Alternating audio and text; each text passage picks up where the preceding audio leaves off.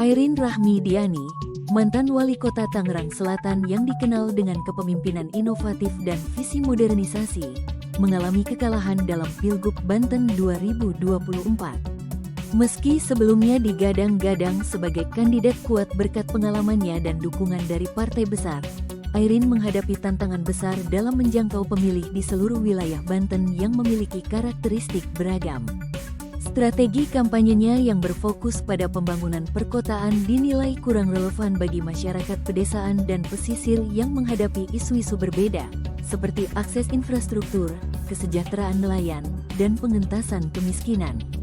Rivalnya yang memiliki basis kuat di kalangan tokoh agama dan masyarakat tradisional mampu membangun koneksi emosional yang lebih baik dengan pemilih. Kekalahan ini menjadi gambaran kompleksitas politik di Banten, di mana hubungan personal dengan masyarakat lokal seringkali lebih menentukan dibandingkan rekam jejak administratif. Airin, meskipun dikenal dengan prestasi selama memimpin Tangerang Selatan, belum sepenuhnya berhasil meyakinkan masyarakat bahwa visinya dapat diterapkan secara merata di seluruh provinsi. Namun, banyak pihak menilai kekalahan ini bukanlah akhir dari karir politiknya. Dengan usianya yang masih relatif muda dan reputasi positif yang dimiliki, Airin diyakini masih memiliki peluang untuk terus berkiprah, baik di ranah eksekutif maupun legislatif pada tingkat nasional.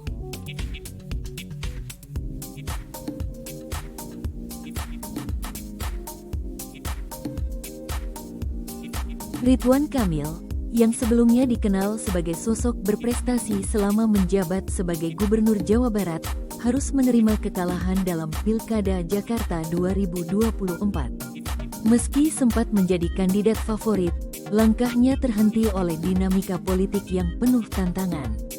Popularitas dan citra positif Ridwan Kamil sebagai pemimpin inovatif ternyata tidak cukup untuk memenangkan hati mayoritas pemilih Jakarta.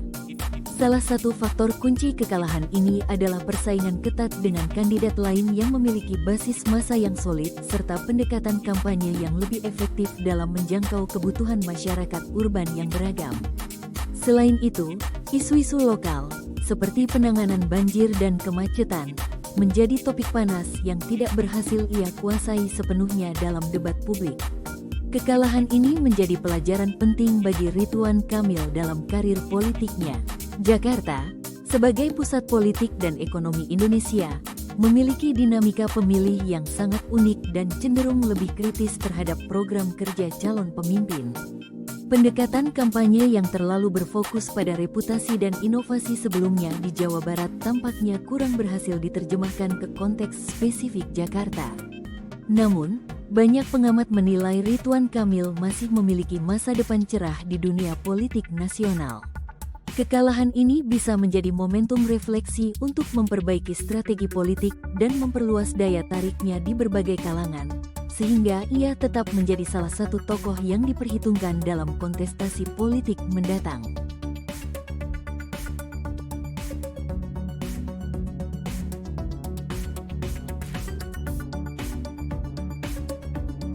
Edi Rahmayadi, mantan Gubernur Sumatera Utara sekaligus mantan Pangkostrat, mengalami kekalahan dalam Pilkada Sumatera Utara 2024 yang penuh dinamika dan persaingan ketat. Meski memiliki latar belakang militer yang kuat dan pengalaman sebagai kepala daerah, Edi gagal mempertahankan dukungan mayoritas masyarakat Sumatera Utara. Beberapa isu selama masa kepemimpinannya, seperti pengelolaan infrastruktur yang dinilai belum maksimal serta penanganan masalah ekonomi daerah yang masih stagnan, menjadi salah satu penyebab utama penurunan elektabilitasnya.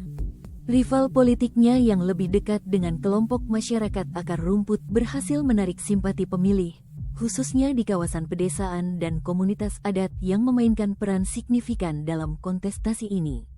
Kekalahan ini menjadi refleksi atas tantangan yang dihadapi Edi Rahmayadi dalam mengelola ekspektasi masyarakat yang tinggi terhadap pemimpin daerah.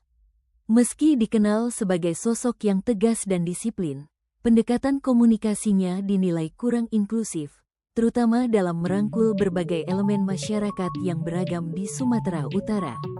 Banyak pihak menilai bahwa kegagalannya dalam pilkada ini bukan hanya karena pesaing yang kuat, tetapi juga karena kurangnya inovasi dalam strategi kampanye untuk menjangkau pemilih muda dan komunitas urban. Meski demikian, Edi Rahmayadi masih memiliki peluang untuk tetap berkontribusi di dunia politik atau sektor lain, mengingat pengalaman dan pengaruhnya yang masih dihormati di tingkat nasional.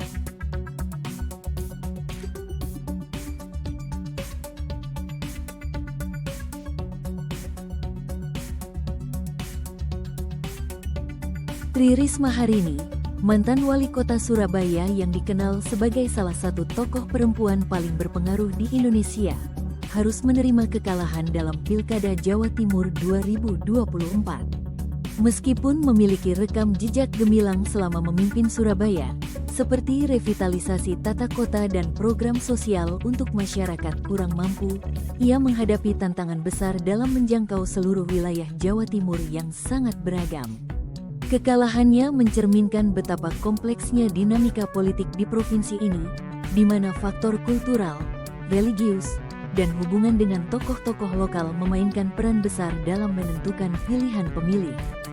Calon rivalnya yang memiliki basis massa lebih solid di kawasan pedesaan, serta didukung jejaring kiai dan pesantren yang kuat, berhasil memanfaatkan celah ini untuk meraih kemenangan. Hasil pilkada ini menunjukkan bahwa popularitas dan keberhasilan Risma di Surabaya tidak cukup untuk memastikan dukungan di seluruh Jawa Timur.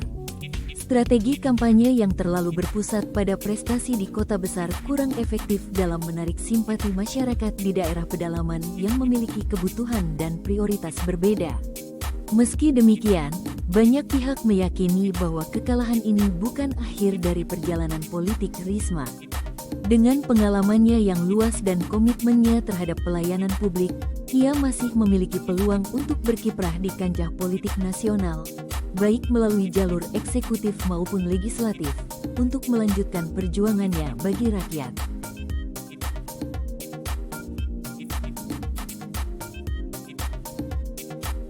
Andika Perkasa, mantan Panglima TNI yang sempat digadang-gadang sebagai kandidat kuat dalam Pilkada Jawa Tengah 2024, harus menerima kekalahan yang mengejutkan banyak pihak. Sebagai tokoh nasional dengan latar belakang militer yang tegas dan berintegritas, Andika awalnya diprediksi mampu menarik dukungan luas di wilayah yang dikenal sebagai basis politik yang solid. Namun, kekalahannya mengungkap tantangan besar yang dihadapi seorang figur nasional ketika masuk ke ranah politik daerah. Kurangnya pengalaman langsung dalam isu-isu lokal, seperti pertanian, pendidikan, dan pengentasan kemiskinan di Jawa Tengah, menjadi salah satu alasan sulitnya Andika menggait simpati masyarakat setempat. Selain itu, rivalnya yang memiliki akar kuat di Jawa Tengah berhasil membangun koneksi emosional yang lebih baik dengan para pemilih. Hasil ini juga mencerminkan realitas politik bahwa popularitas nasional tidak selalu berbanding lurus dengan elektabilitas di tingkat daerah. Meski Andika dikenal sebagai sosok yang berwibawa dan berpengalaman di tingkat nasional, pendekatannya yang cenderung formal dan bergaya top-down dinilai kurang relevan untuk konteks Jawa Tengah yang memerlukan sentuhan lebih personal dan kedekatan budaya. Kekalahan ini diharapkan menjadi pelajaran berharga bagi Andika untuk lebih memahami dinamika politik daerah dan membangun koneksi yang lebih mendalam dengan masyarakat akar rumput jika ia berencana melanjutkan kiprah politiknya di masa depan. Meski kalah, perjalanan Andika di dunia politik belum berakhir, mengingat potensinya yang masih besar untuk berkontribusi di tingkat nasional.